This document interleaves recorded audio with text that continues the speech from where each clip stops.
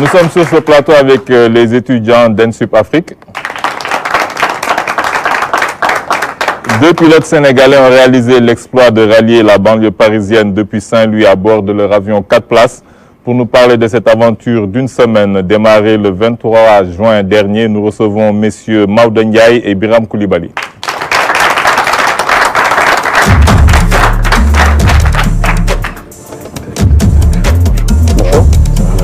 Bonjour. Bonsoir messieurs. Bonsoir. Nous sommes heureux de vous avoir sur ce plateau. Comme on a dit tout de suite, vous avez réalisé l'exploit, on peut dire, de rallier la banlieue parisienne avec un avion de 4 places. Mais vous avez eu à faire beaucoup d'escales, je pense, avant d'arriver en France. Qu'est-ce que vous a motivé pour faire, par exemple, ce périple? Alors, déjà, merci pour l'invitation sur ce plateau. Maodo et moi, on est deux jeunes Sénégalais qui avons appris à piloter ici, au Sénégal, à l'aéroclub Ibagaye de Dakar, un aéroclub qui existe depuis 1933, pas très connu malheureusement des Sénégalais. Et Maodo est pilote privé, puis pilote professionnel, donc c'est son métier. Moi, je suis pilote privé, c'est une passion qui m'a amené dans le pilotage. Et à chaque fois qu'on pilotez depuis quand, vous? 2 ans. 2 ans. Maodo aussi depuis 4 ans. Donc je suppose que c'est lui que vous étiez copilote et c'est lui qui a piloté. Pas du tout. Pas du tout. On était tous les deux commandants de bord à bord de l'avion. Vous savez, c'est une profession où quand vous avez la licence, il n'y a pas vraiment d'âge ou de degré. Mais il y a les heures de vol, comme on dit. Il y a les heures de vol qui comptent, mais à bord d'un avion, on est vraiment égaux en fait, à ce stade-là. Donc on a alterné. On était commandant de bord, lui était copilote et vice-versa pendant tout le voyage. Et cette idée nous est venue tout simplement en étant un jour en vol. On rentrait de Ziguinchor, si je ne me trompe pas. Et on entendait à la fréquence un avion qui allait se poser juste avant nous. Et on était curieux de savoir d'où il venait, c'était quel type d'avion parce qu'on ne le connaissait pas. Et quand on s'est posé, on a vu que c'était quelqu'un qui faisait un tour du monde en fait, avec son avion. On a discuté un peu avec lui. Et à la fin de cette discussion, on s'est dit mais pourquoi pas nous en fait? Quel obstacle aujourd'hui ferait que nous, en tant que Sénégalais, on ne pourrait pas prendre un avion, quitter le Sénégal et aller parcourir le monde? Et on s'est pensé sur cette réflexion avec Maodo et on s'est rendu compte qu'il n'y avait pas vraiment d'obstacle en fait, juste une volonté peut-être qu'il fallait mettre en place, un projet qu'il fallait mettre en place. Et on s'est dit, on se lance dans ce projet et puis voilà comment est née l'idée en fait.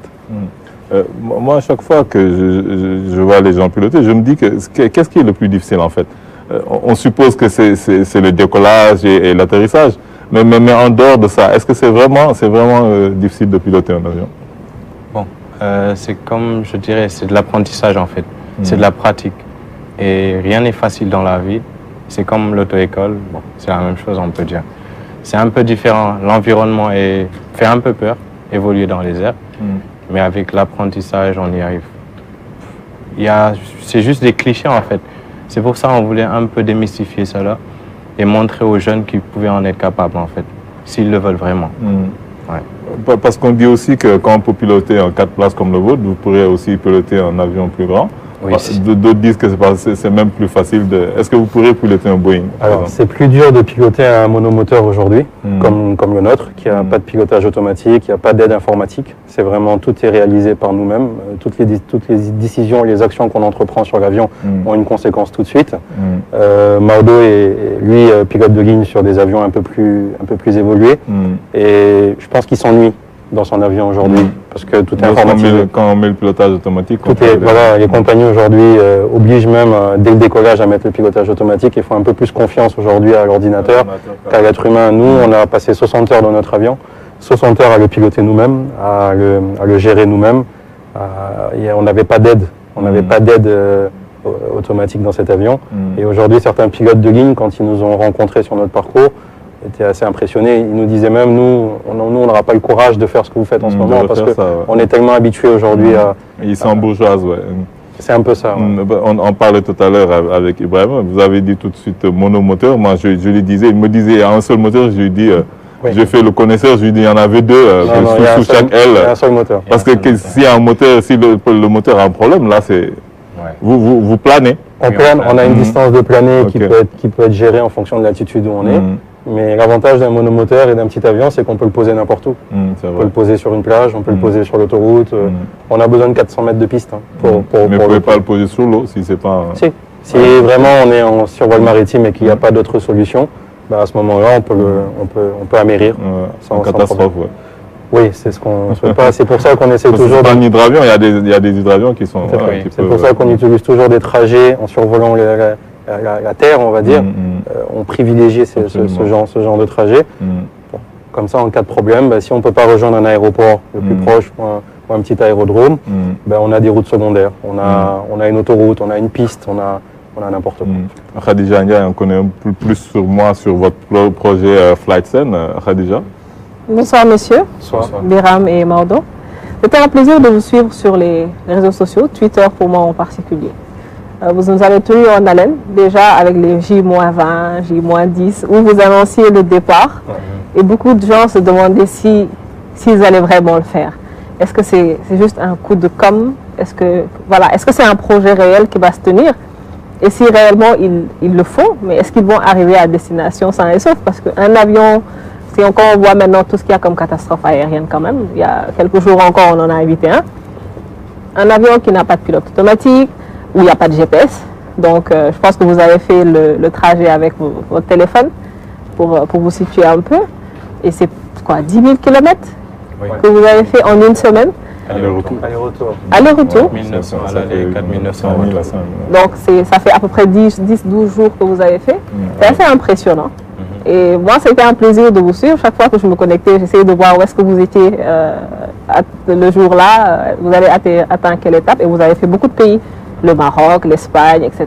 De l'aller et le retour, vous avez même changé de cap.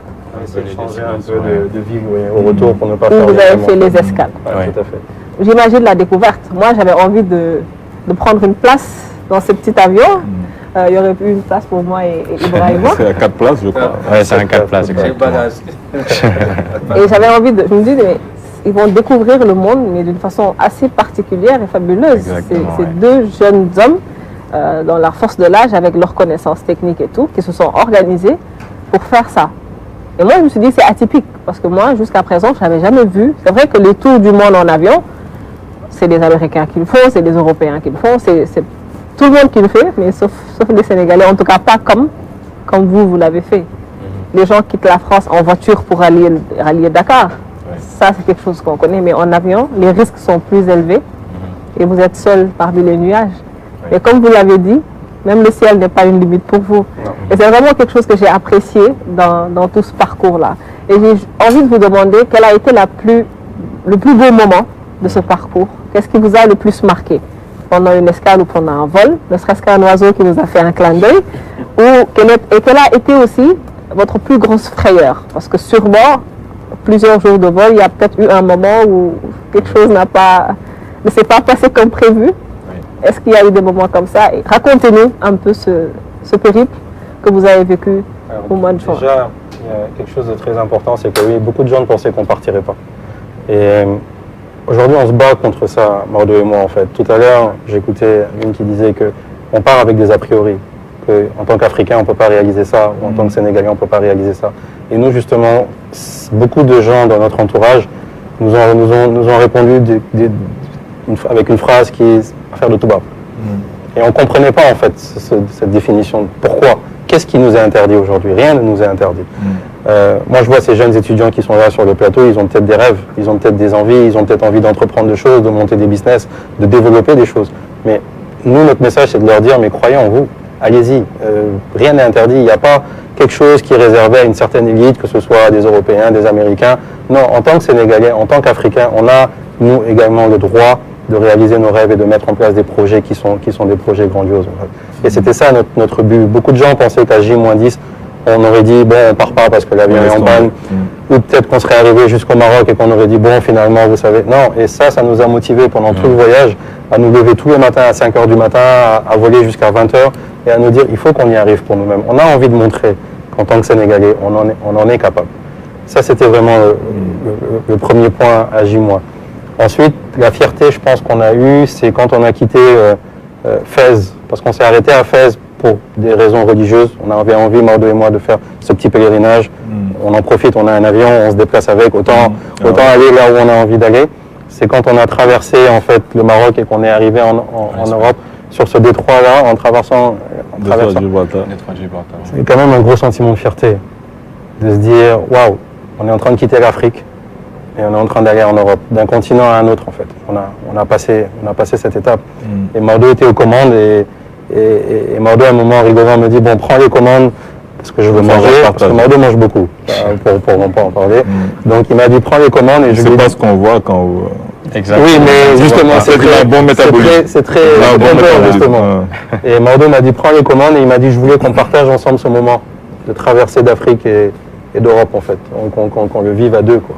Et ça, je pense que ça a été une belle image. Après, la meilleure image, c'est quand on se posait dans les aéroports européens et qu'on voyait les gens dans l'aéroport déjà voir notre avion avec le drapeau du Sénégal, avec plein de stickers, ils se demandaient, mais eux, ils viennent d'où? Ensuite, quand on ouvre la porte et qu'ils voient deux Noirs descendre d'un avion, les gens déjà sont surpris. Et la première question, c'est, vous venez d'où? On vient du Sénégal. Et vous allez où? On va en France. Pourquoi? Je dis, pour rien, juste comme ça. Et justement, on devait même justifier le pourquoi de notre voyage. On nous a même demandé si c'était un but humanitaire, si on faisait, parce qu'il y a certains avions qui font des voyages pour des données météorologiques. On leur a dit non, nous, on va pour rien. Nous, on y va parce qu'on a envie d'y aller. Et encore une fois, on trouvait ça bizarre de devoir justifier. Quand nous, on voit des Européens venir ici, on leur demande pas pourquoi ils viennent. On leur pose pas la question. On trouve ça normal, en fait, qui se lancent dans un tour du monde. Maintenant, côté frayeur, je pense que Mordo va... Oui, donc là, pour moi, la plus grosse frayeur, c'était de réaliser ce projet déjà. Parce que c'est pour ça qu'on l'a appelé, notre slogan c'était au bout de nos rêves. On voulait aller au bout de nos rêves. On ne voulait pas juste penser le projet, comme Biram l'a bien dit tantôt. Donc on voulait le réaliser. On l'a pensé, c'était 4 mois avant le départ. C'était très court, mais on s'est dit, on va se donner tous les moyens nécessaires pour le faire. Au début, c'était pas pour le commercialiser ou faire une grande campagne de com. Au début, c'était juste un rêve entre nous deux. On s'est dit, on va le réaliser. Après, bon, il y avait des amis autour et de la famille, ils nous ont dit, pourquoi pas le faire vivre à tous ces Sénégalais et leur vendre ce rêve, leur montrer que vous en êtes capable. En fait, pour moi, c'était un moyen de montrer que tout Sénégalais peut devenir pilote, par exemple. Parce que moi, sur mon parcours, j'ai souffert pour être pilote. Mes parents ne voulaient pas au début, mais je les ai convaincus, en fait. Je me suis battu, ils voulaient que je sois médecin, par exemple. Moi, j'ai dit non, je veux être pilote. Et j'ai mis tout de mon côté et je l'ai réalisé. Et il faut combien de temps pour apprendre à piloter un avion comme le vôtre là en 4 fois? Il faut combien de temps vraiment pour être autonome? Pour être pilote privé, en général, on ne matérialise pas ça en fonction des années, c'est plutôt en fonction d'heures de vol. Par exemple, la réglementation, elle dit que pour être pilote privé au Sénégal, il faut faire 45 heures de vol minimum. Donc c'est le minimum requis. Maintenant, cela dépend de l'élève, de sa progression et tout. En général, en aéroclub, il faut tourner autour de 60 heures. Ce qui est possible, c'est possible de le faire en 3 mois, peut-être. Et ça dépend aussi... Est-ce que par exemple, avant de monter dans un avion et de faire un décollage, est-ce qu'on fait des tests avec les simulateurs de vol ou bien vous ne faites pas ça vous... Au Sénégal, il n'y a pas de simulateur. Il n'y a pas de simulateur. Donc là, vous venez... vous rentrez directement on vous dit décoller. Non, vous êtes avec un instructeur. Il y a un instructeur. C'est comme une voiture d'auto-école. C'est une double commande. Ok, une double commande. Donc voilà, c'est une double commande. Parce qu'il ne va pas prendre le risque. Exactement, voilà. Donc à tout moment, l'instructeur il peut réagir s'il y a un problème. Et combien ça vous a coûté, ce projet? Déjà l'avion, est-ce qu'il est à vous? Est-ce que vous l'avez loué? Est-ce que vous l'avez prêté? Combien globalement ce projet vous a coûté de façon financièrement? Est-ce qu'il y a eu des soutiens? Est-ce qu'il y a eu des accompagnements? Alors l'avion appartient à l'aéroclub Ibagué. Donc c'est un avion qu'on a loué à l'aéroclub. Des soutiens, on en a eu énormément. Sans ces soutiens, on n'aurait pas pu partir.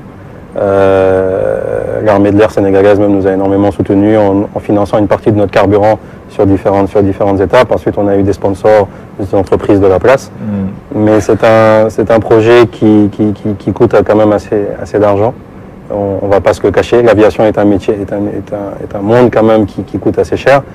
Mais je pense qu'il n'y a pas réellement de prix, ce projet, par rapport à ce qu'on a vécu, par rapport à ce qu'on a pu partager avec les gens, par rapport à toute cette générosité qu'on a reçue des Sénégalais de partout dans le monde. On a eu des gens qui nous appelaient des États-Unis, de beaucoup de pays en Europe qui nous demandaient mais pourquoi vous venez pas chez nous, pourquoi vous venez pas chez nous. Vous y pensez, la traversée de l'Atlantique?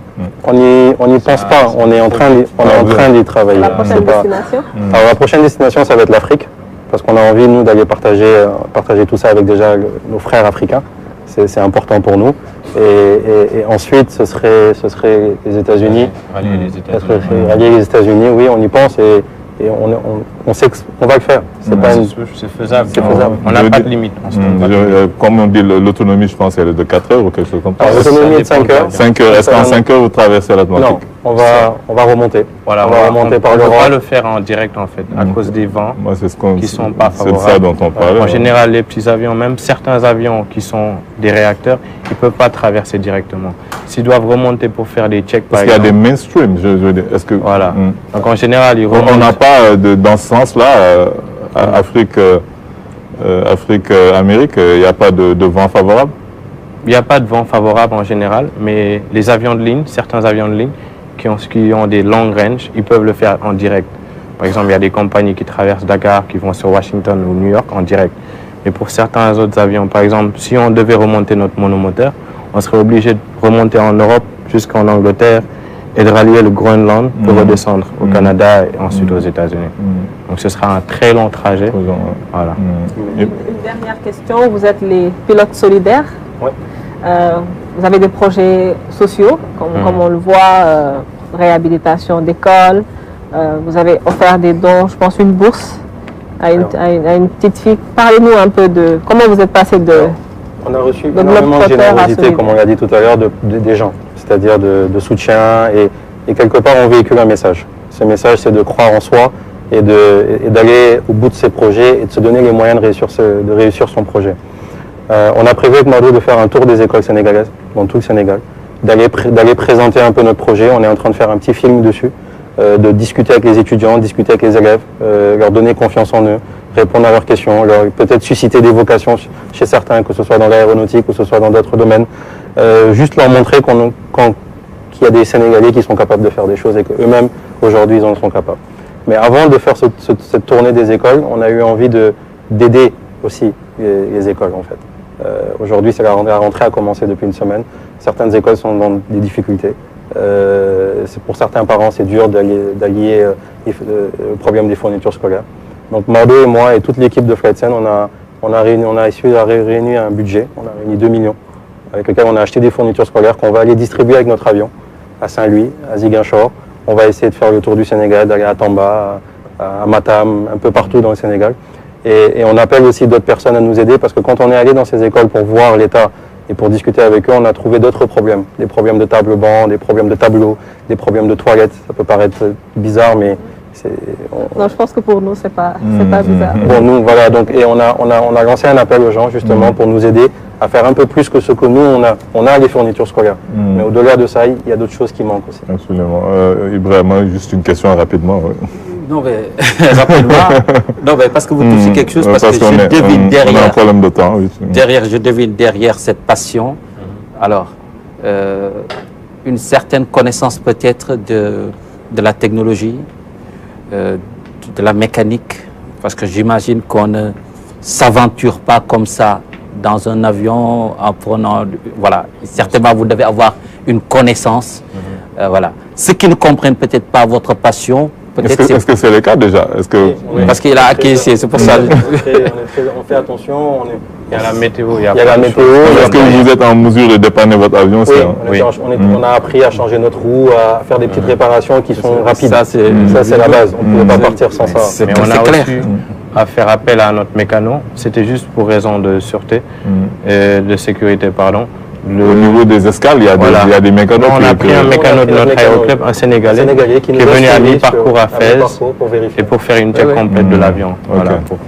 J'ai lu dans un de vos entretiens, je ne sais plus qui est passionné de sport automobile, c'est vous, je pense.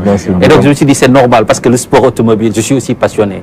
Il y a beaucoup de précision. C'est la précision, c'est la technologie, le choix des pneus, le choix des pièces, la voiture en évolution. C'est des choses, on ne prend aucun risque, c'est vraiment le travail, la minutie, le détail, on gère ce détail. Et je pense que vous avez ce goût-là, et peut-être ce goût-là a été à l'origine. Au Sénégal, tout à l'heure, vous avez dit quelque chose, vous avez dit que certains, ça semblait bizarre pour certains de vous voir débarquer en Europe. Je les comprends quelque part. Non pas parce qu'on est noir et qu'on débarque en France, mais avec le terrorisme, avec les trafics qu'on a, avec des avions qui débarquent, tout ça, on peut comprendre. Parce que ce n'est pas toujours courant de voir des Africains, deux jeunes Africains débarquer dans un monde occidental. Ça aurait été deux Européens et même deux Arabes, les gens sauraient d'où est-ce qu'ils viennent, qu'est-ce qu'ils acheminent, qu'est-ce qu'ils ramènent avec leur avion. Il y a toujours ce doute, il y a toujours cette crainte. Voilà, ça je peux comprendre, mais il faut juste dépasser cela. Alors, quand on est dans cet exercice ou dans cette passion-là, qu'est-ce qu'on cherche à prouver? Qu'on peut transcender la peur, qu'on peut maîtriser la distance. Vous avez tout à l'heure dit, il faut croire en ces projets. Je dirais, rajouterai un autre verbe, oser croire. Il y a des gens qui croient à leurs projets, mais oser croire à ces projets, qu'on peut réaliser certaines choses. Et je pense que la moralité de ce que vous venez de poser, c'est qu'on peut l'appliquer dans beaucoup de domaines. Exactement. Dans tous les domaines de la vie. Et notre problème en Afrique, c'est que quelquefois, on n'ose pas croire et on ne nous aide pas à croire à ces rêves-là, à ces formes d'utopie-là, parce que les gens, tout de suite, il y a la barrière. Vous pensez être capable de faire ça? Toujours, il y a ce doute par rapport qui est porté sur l'individu. Et quand on a, je pense que ça aussi, c'est ce qu'il faut retenir, parce que quelqu'un peut dire que, mais qu'est-ce qu'il y a d'extraordinaire, techniquement, technologiquement, sportivement? On peut dire qu'effectivement, qu'est-ce qu'il y a d'extraordinaire? Ce qu'il y a d'extraordinaire, c'est que des jeunes pensent pouvoir réaliser quelque chose sans pouvoir avoir peut-être tous les moyens, sans pour autant savoir ce qui les attend, mais réaliser ce rêve, s'attaquer à l'impossible. Parce que c'est ça notre problème.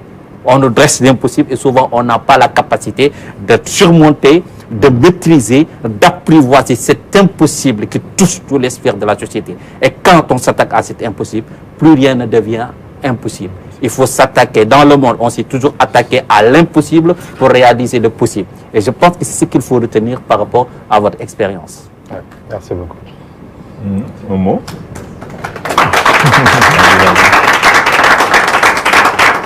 Alors, je pense qu'il a tout dit. Hein. Il a vraiment tout dit. En tout cas, merci encore de nous avoir invités. On n'a pas fini. On va essayer d'amener notre drapeau le plus loin possible, de montrer à travers le monde qu'il y a des compétences sénégalaises dans différents domaines. Nous, c'est l'aviation. D'autres le feront peut-être dans leur domaine, dans leur domaine de prédilection. Et ce tour du monde, on va le finir, Mordo et moi, avec vos prières, avec vos encouragements.